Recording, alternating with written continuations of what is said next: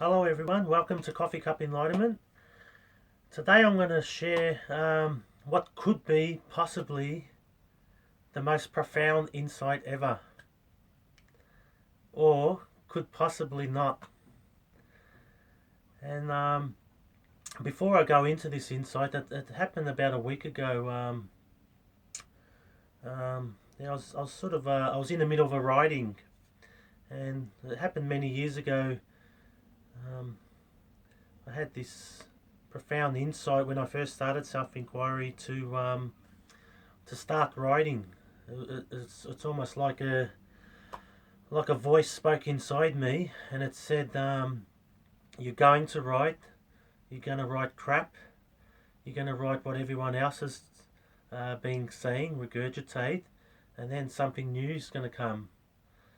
And that happened probably, I don't know, something like 12 years ago, probably within the first few months of self-inquiry.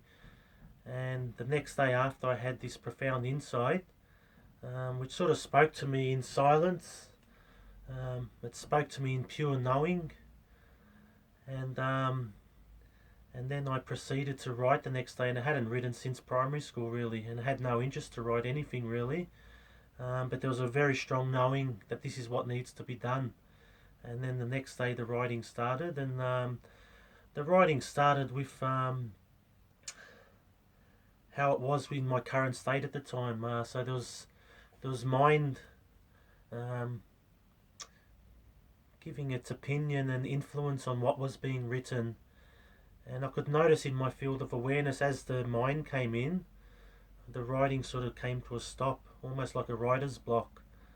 And it also, when I identified with this sort of mind giving its feedback, it sort of birthed fear and hesitation. And the flow of writing didn't, when it started, was not fear and hesitation. It was a flow, and it was effortless. And I had no idea what was going to be said, but I knew something was going to be written or said. And so it took within the first day this hesitation came. It was immediately recognized. The awareness was already there, and it sort of came from the profound insight the day before. And what was going to happen was going to happen. And what was going to happen was that the awareness was going to look at this fear and hesitation and mind sort of intervening in what was wanting to be written. And it took probably a few weeks, even months, before this hesitation eventually dissipated, was no longer identified with this mind aspect. And then the writings just came. Sometimes these writings, they went over for probably something like 8 years or something. Every couple of years when I had a new mobile phone, I was very lucky in my job. I could stop in my job and use the microphone on the phone. And there was so much writings at the time when it first started that it filled up the gigabyte of the phones back in the old days. It filled up every 2 years when I got a new phone. It filled the phones up 4 times over. And I calculated it was probably like 30,000 hours of writings that spontaneously came at any moment of the day. And this was considered as very important to me at the time. And whatever I was doing, even my job, had to stop. Even if I was in the middle of something very important in the job, everything had to stop. And the writings would fill up into the phone, and filled up 4 phones. I still have these old phones, but I don't have any ambition to retrieve anything, because a lot of the stuff was just continually repeating the same one single message of awareness, and was slowly evolving more and more. But it hasn't been really in this whatever 10 years of writing that the premonition that something profound or something new is going to come out hasn't really occurred yet. But it has sort of beginning to occur in the last 3 months.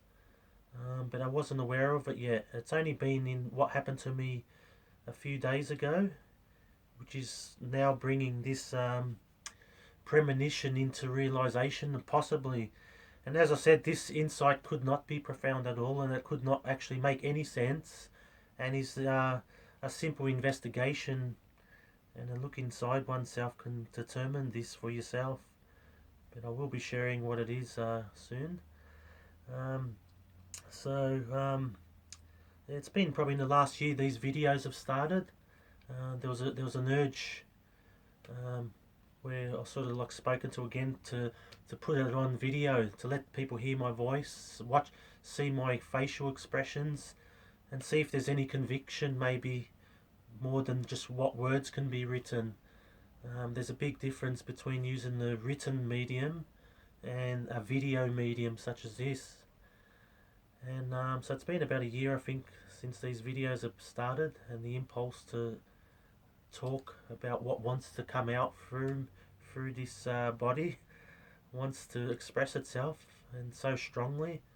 And but yeah, the last 3 months I've been sort of stopped in my tracks in what usually happens in these impulses, and probably started about 3 months ago, just at a subtle level, where there was an awareness kicked in, and I could see, hang on a minute, this is what I've learned from other sort of self-inquiry teachers, what I'm saying, but what the urge wants to say doesn't want to go in that direction anymore.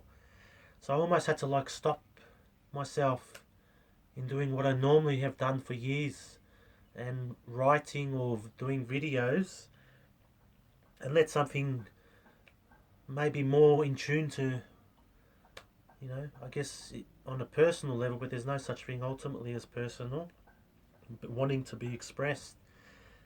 And so it has sort of taken a different direction, and some of the direction has not been what's been expressed has not been read through this body anywhere that I've personally seen. So I'm not saying that any of these whatever's going to be discussed today does not already exist. Probably does. So maybe I haven't come across it. Perhaps there are some people that write about what I'm going to talk about today as their primary direction for self-inquiry. But what I've been sort of writing about and talking about on these videos, over the last year, and written about over the last 10 plus years, is really mostly about what I've already read, or more about audio books that I used to. One particular audio book I just listened to for many years over. Pretty much every day I listened to it for many years, and until it became naturally imbued in my and awoken within myself, which is the essence of self-inquiry.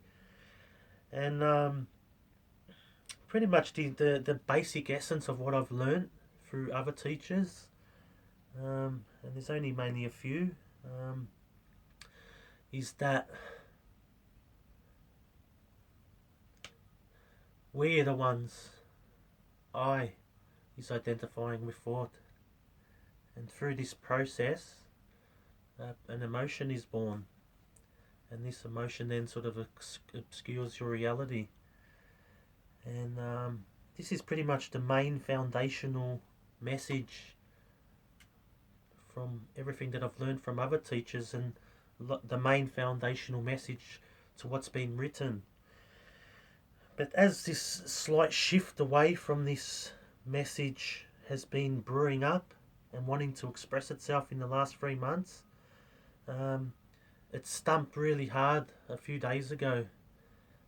Usually when the writing happens, it's just it feels like a warm bath of water, and it just there's a typing that just types. Sometimes it goes for about an hour and a half, or when I first started these spontaneous talks or writings many years ago, the talk into the microphone of the phone would go up, sometimes last up to 90 minutes, and it was just an uninterrupted, pretty much saying the same message. There's nothing really interesting about it. It was just really repeating the same message over and over and over in many different ways, almost like a politician that tells you what they're going to say and says what they're going to say, and then tells you what they've told you, sort of thing.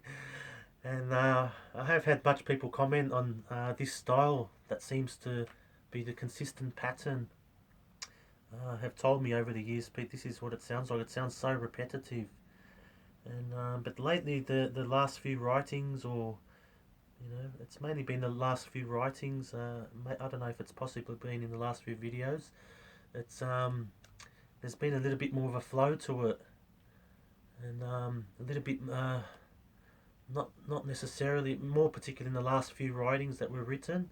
It was written in a totally different way where it wasn't as repetitive, and invited the audience to really investigate in a particular direction and let them come up with their own insight. That is the one truth of all. And but yeah, what happened a few days ago was I did a writing, and I was up to, probably went on for over 30 minutes in a flow, and probably about, there was around 20-30 paragraphs, and then I sort of just started to reread it just before I wanted to post it out, and the first paragraph caused a sensation, a very strong sensation, of what you might call a negative flavour, a feeling of, maybe the only words you can describe is maybe devastation, confusion, meaninglessness. These sorts of feelings arose because the first paragraph made all the other, whatever, 29 paragraphs not make any sense. The 29 other paragraphs were typical of what I've written for the last many years, and the first paragraph sort of made these rest of the paragraphs obsolete. And amidst this feeling of devastation, hopelessness, meaninglessness, whatever you want to call it, I could immediately recognise as all these things are attributes of identification. So like, nothing's ever given to you that you're not ready for. And as it turned out, within a few moments, I don't know, maybe it lasted for around 15 seconds, of this feeling of absolute devastation, that everything that I've been saying over the years, although I didn't realise at the time, was somewhat helpful to what I needed to know at the time. But is there something so simple and so much more profound that's absolutely been missed, that's been overlooked? And the last couple of posts have been really, they've been the bubbles that have been showing an insight from a totally different paradigm. And this is the paradigm that's sort of, and I would say that it lasted about 15 seconds, this identification, and then my awareness kicked in, and it knew, instead of identifying with this feeling, it's always has a message that identification is occurring, or rather, it's showing a signal to what these 29 paragraphs represent. Let's investigate. So I surrendered, and I just let myself fall into these feelings of emotions, and then I allowed a comfortableness emerge, which was awareness, to totally have these feelings be as they are. And then through this allowing, an insight emerged. And this insight is what I'm going to sort of share today, which I'm prolonging its exposure at the moment.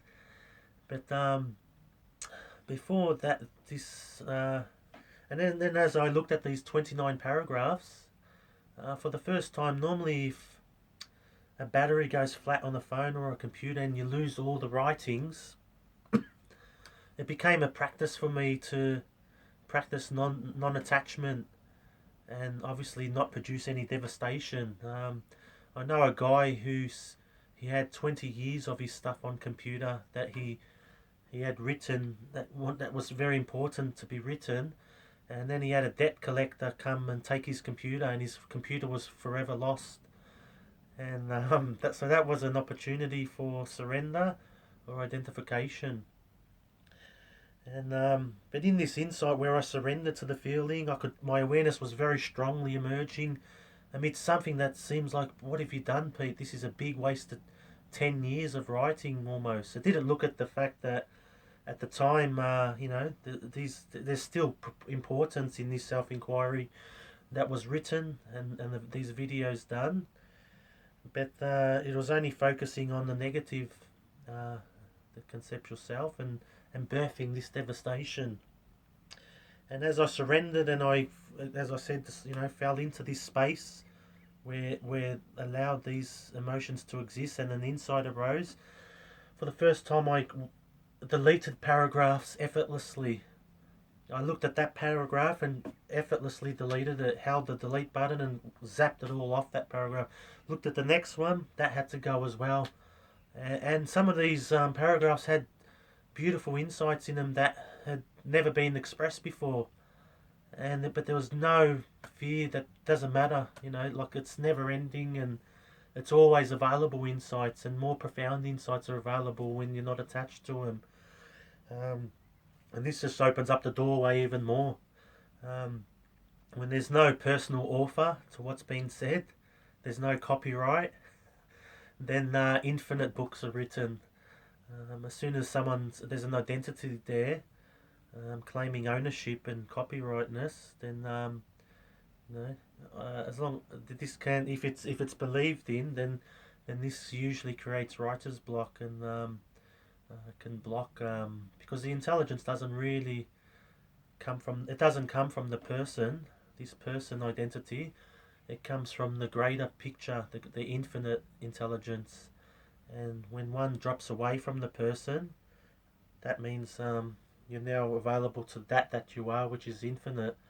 And that's where writings and anything creative comes from. When you're in a relaxed state, this is sort of even mentioned in universities when they teach writers courses, about writer's block, is to become comfortable with not knowing.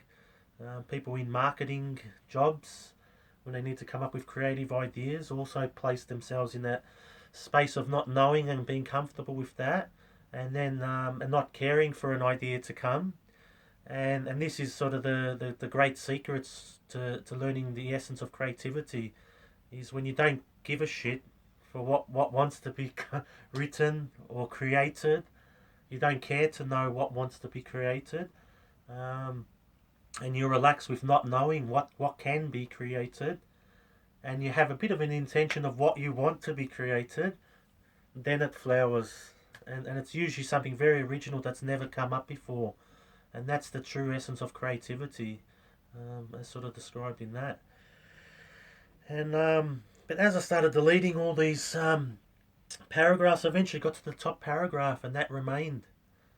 And even that one, I deleted half of it and left just a fragment of the sentence, and then it was rewritten again. And this is the insight, is that there's many sentences you can say, such as learn to disidentify with your mind. We can use this as an example. Now, to learn to disidentify with your mind implies one thing.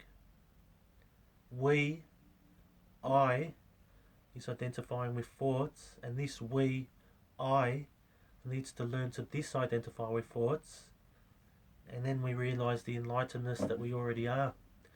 And this is the foundational message to many teachers today, foundational message to what wants to express itself through this body, and has done so over the many years in writings and in the last year of videos. But this is the paradigm shift. And as I said, it may not make sense, it's up to you. I haven't even really put it to the test yet.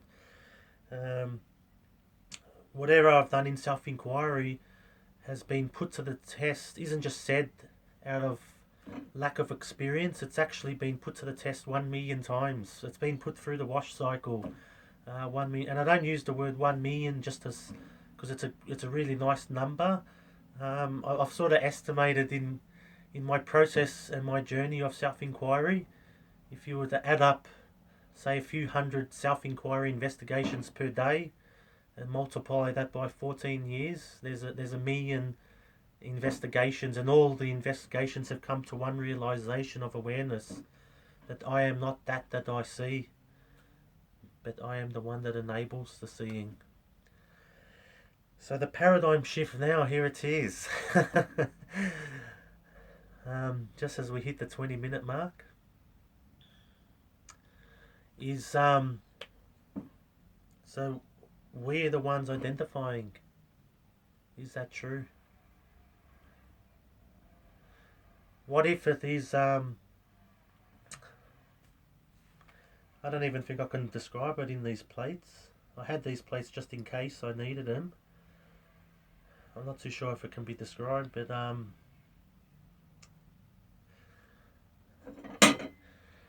maybe this is us as the awareness, and here is our conceptual self. This is who we think we are. And here is a thought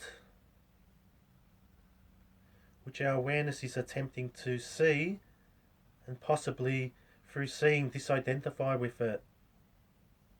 The question here is the conceptual self identifying with the thought and not us? If you try to just ponder this just for a second, it might not make any sense at the moment. But what if it may be the case that from a young age this conceptual self was birthed? You know, they say this conceptual self is birthed at the age of pretty much 2 or 3 years old. As soon as language is started and the words I, me and my are infused as your identity, bang, this conceptual self is birthed. And all of a sudden this awareness, which you already are always, even prior to birth, it's your eternal nature, this isn't recognized, so a conceptual self takes its place until you do recognize yourself as this. But what if it's the case that the conceptual self is identifying with thoughts, and here's the kicker: in our journey of self-inquiry, it's not even us disidentifying with thoughts, it's the conceptual self. And in some turn, this can actually reduce many thought structures that are identified with. And what I'm talking about here has been referred to as the spiritual ego.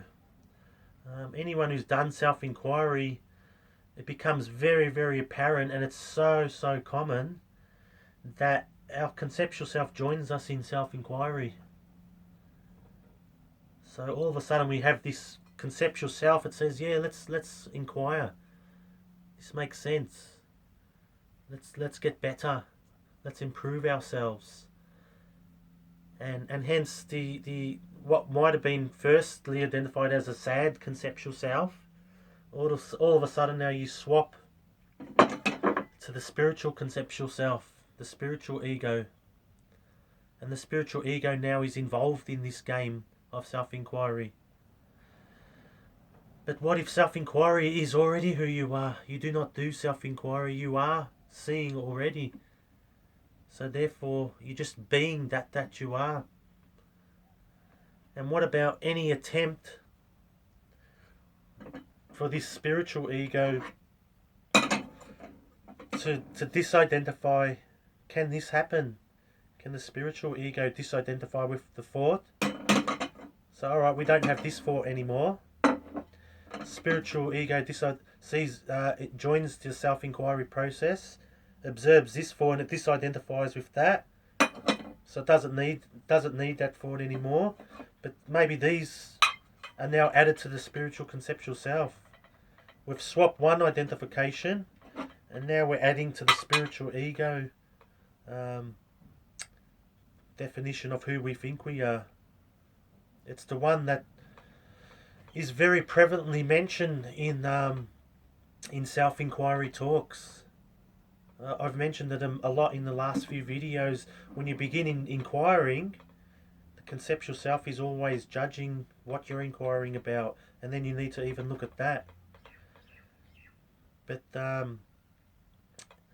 what if even we don't need, there is absolutely nothing we do at all but see.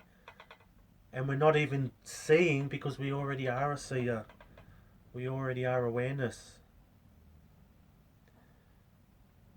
And this is just something I'm going to investigate and I'll put it to the test. I'll put it through the washing machine, and we'll check out the laundry, and I'll give you some evaluation of it in weeks to come. But yeah, the profound insight is, number one, is this conceptual self the one that's actually identifying with the thoughts? Did it do that from our very young age, from the age of 2? Was it the one responsible for all the identifications? Was it going on its journey of identifying with thoughts, adding to its layer, generating a sad self, a happy self, a positive self, a negative self? And then now self-inquiry started, and it's saying, I'm not that thought, but then the thought becomes the spiritual identity as the spiritual ego. It is the one that's identifying with thoughts and disidentifying with thoughts. And what if we remain that we already are, which is just the one that sees? What if we do not engage in anything, any activity whatsoever? What if we contemplate? We do not identify with thoughts, ever. It's impossible. We do not turn thoughts into identity. It's a conceptual self. Doing this, and if we step back, one more step back, we can see it's not us identifying, it's a conceptual self identifying. What would then this do to our doer essence? Is there anyone doing anything? And who are we? If we don't identify with thoughts, and if we don't disidentify with thoughts, who are we?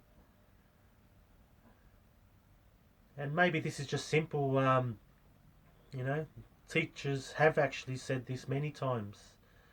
But just this video does just want to get a little bit more cleaner, a little bit more simpler, and a little bit more freer from the burden of doing anything at all. Doing nothing. Just seeing. What if the conceptual self is the one that's identifying, not us? What if it was the one that was doing all the identifications in the start? And what if the conceptual self, once it starts gathering concepts about this idea of self-inquiry, what if it's been doing self-inquiry for the last how many years I myself have been doing it, or maybe yourself? What if it's been actively engaging in the self-inquiry process, and hence keeping its identification in place?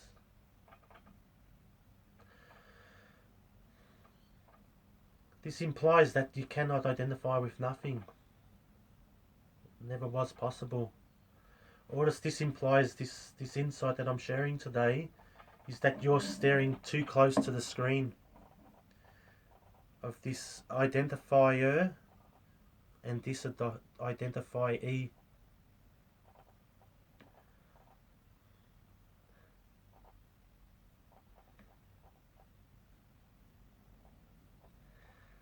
So I'll leave it at that. Not sure if it made any sense. I'm not saying this could be, maybe it might be not true. You may conduct your own investigation and say, no, Pete, it's I who identify. And the more I become aware of what I identify with, this I remains, and that's enough. Or you might maybe just use this as a slight contemplation to consider that I don't identify with nothing. I never have. And the one disidentifying with things, that's not me either. Something to consider. Not saying it is profound or not profound. I'll put it through the washing machine, and let's see how the results come out. Thank you.